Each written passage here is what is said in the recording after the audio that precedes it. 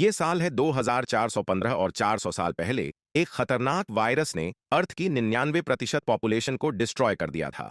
एक साइंटिस्ट ने, जिसका नाम ट्रेवर है, इस वायरस को फैलने से रोक लिया है, लेकिन उसके बनाए एंटीडोट से इंसानों में इनफर्टिलिटी की प्रॉब्लम हो गई है और इसीलिए पिछले 400 सालों में किसी भी इंसान के बच्चे ने इस अर्थ पर जन्म नहीं लिया है। ड्राइवर पिछले 400 सालों से इस बीमारी का इलाज खोजने की कोशिश कर रहा है, लेकिन अभी तक सक्सेसफुल नहीं हो पाया और अब अर्थ पर इंसानों की आबादी सिर्फ 50 लाख रह गई है। ड्राइवर ने इंसानों को वायरस से बचाने के लिए एक शहर बनाया है जिसका नाम ब्रैगना है और वो पिछले 400 सालों से उस शहर पर राज कर रहा है। लेकिन शहर में कुछ लोग ऐसे हैं जो ड्राइवर का विरोध करते हैं और उसके राज को खत्म करना चाहते हैं।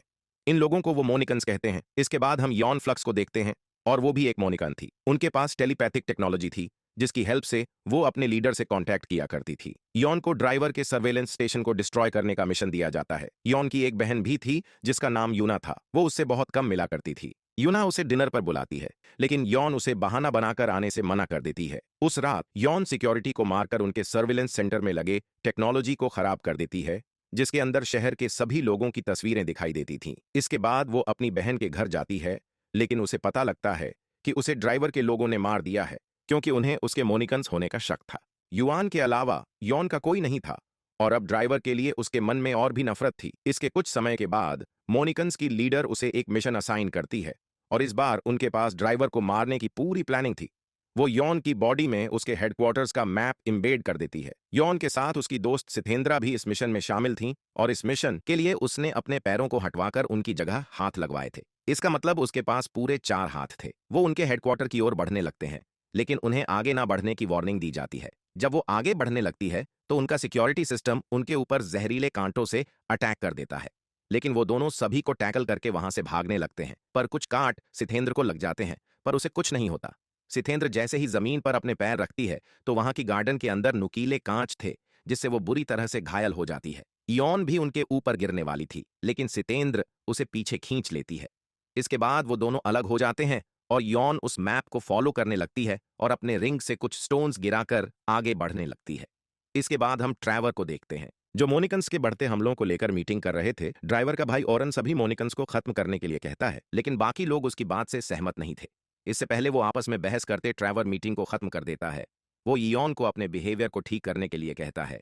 वो उसे टेस्ट रिजल्ट के बारे में पूछता है, जो हमेशा की तरह इस बार भी अच्छे नहीं थे। इयान को जल्दी रियलाइज होता है कि मैप उसे गलत रास्ता दिखा रहा है और सिक्योरिटी उसके ऊपर हमला कर देती है, लेकिन वो उन्हें मारकर ड्राइवर के पास आती है। वो उसे शूट करने वाली थी, तभी उसे फ्लैशबैक आते हैं और वो उसे नहीं मारती, लेकिन वो लोग यॉन को जेल में डाल देते हैं।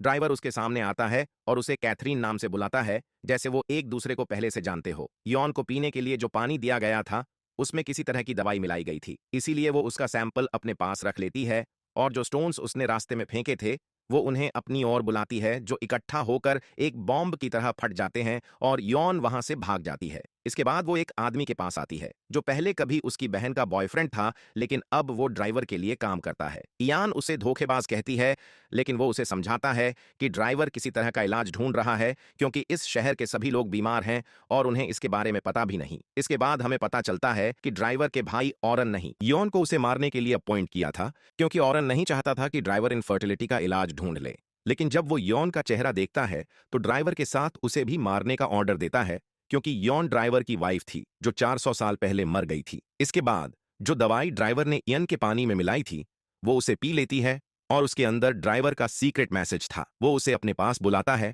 और उसके पास आते ही उसे अपनी पिछली लाइफ याद आने लगती है, लेकिन उसकी यादें बहुत धुंधली थीं। यॉन ड्राइवर को मारकर वहां से भाग जाती है। जब यॉन अपनी रिंग उठा रही थी तो उसे एक सीक्रेट बेसमेंट मिलता है। उसके अंदर एक लाइब्रेरी थी। यॉन को एक बेल्ट मिलती है जिससे वो एक लैब में टेलीपोर्ट हो जाती है, जहां पर किसी तरह का एक्सपेरिमेंट हो रहा था। लैब के अंदर उसे खुद की फोटो मिलती है, जिसे देखकर वो काफी हैरान थी, लेकिन जैसे ही वो लाइब्रेरी में वापस आती है ड्राइवर की असिस्टेंट उसके ऊपर अटैक कर देती है। उन दोनों के बीच में फाइट शुरू हो जाती है और इससे पहले वो उसे मार देती, यॉन वहां से भाग जाती है।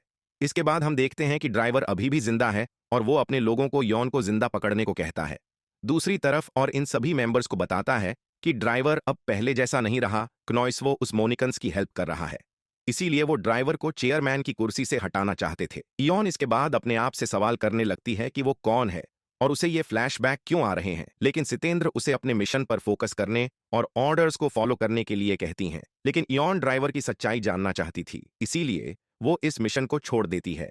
जितेंद्रा उसे मारने की धमकी देती है और उन दोनों के बीच में फाइट होती है। यौन उसे बेहोश करके उसके हाथ पैर बांध देती है। यौन की नजर उस उड़ते हुए बलून पर जाती है जो हमेशा शहर के ऊपर उड़ता रहता था। वो उस पर जाने के लिए रोप को शूट करती है, लेकिन उसका निशाना मिस हो जाता है, जिसके बाद वो अपनी जान को खतरे में डालकर उस बैलून पर जंप लगा देती है और रस्सी के सहारे अंदर आ जाती है। अंदर वो एक बूढ़े आदमी को देखती है। वो उसका वेलकम करता है जैसे वो एक दूसरे को जानते हो। और यहाँ यौन को पता चलता है कि इस एयर बैलून में लोगों के डीएनए को स्टोर किया जाता है, जिसके बाद उनके क्लोन्स बनाए जाते हैं। और इस शहर में किसी ने भी बच्चे को जन्म नहीं दिया, बल्कि सभी एक क्लोन है। और इसी तरह यूना का भी दोबारा से जन्म हो चुका है। यौन उसके पास जाती है, लेकिन वो अभी एक छोटी बच्ची थी। ड्राइवर को पता चलता है कि ऑरन ने ही यूना को मरवाया था, क्योंकि पिछले 400 सालों में सिर्फ वही थी जो बिना किसी क्लोनिंग टेक्नोलॉजी के एक बच्चे को जन्म देने वाली थी। ड्राइवर इसी इनफर्टिलिटी का इलाज ढूंढ रहा था, लेकिन उसका भाई ऐसा नहीं चाहता था। उसे क्लोनिंग टेक्नोलॉजी से हमेशा अमर रहना था। वो उनके ऊपर हमला करवा देता है, जिसमें ड्राइवर को गोली लग जाती है और वो बुरी तरह से घायल हो जाता है। यौन उसकी गोलियां निकालकर उसे बैंडेज लगाती है, लेकिन ड्राइवर को यूना की प्रेगनेंसी रिपोर्ट चाहिए थी ताकि वो अपने एक्सपेरिमेंट पे काम कर सके। लेकिन जब वो लैब में जाता है तो उसके सारे डॉक्यूमेंट्स ऑरन ने जला दिए थे। यौन उसे कहती है कि तुम इसका इलाज ढूंढ लोगे, लेकिन सबसे पहले हमें इस क्लोनिंग को रोकना होगा। यौन उस एयर बैलून को डिस्ट्रॉय करना चाहती थी जिसमें लाखों लोगों का डीएनए था, पर ड्राइवर उसे कहता है कि इससे इंसानों की प्रजाति खत्म हो जाएगी।